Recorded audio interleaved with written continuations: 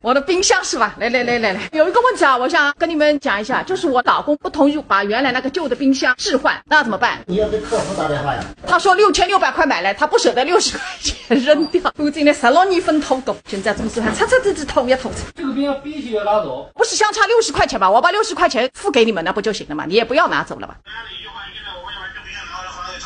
不行的话，我把新的拿走了。那就把这个拿走吧。那我来把里面的东西拿出来。我要跟我的旧冰箱说再见了啊！来，一人一瓶水。哎呀，不客气啊！啊，再见。看看新的冰箱。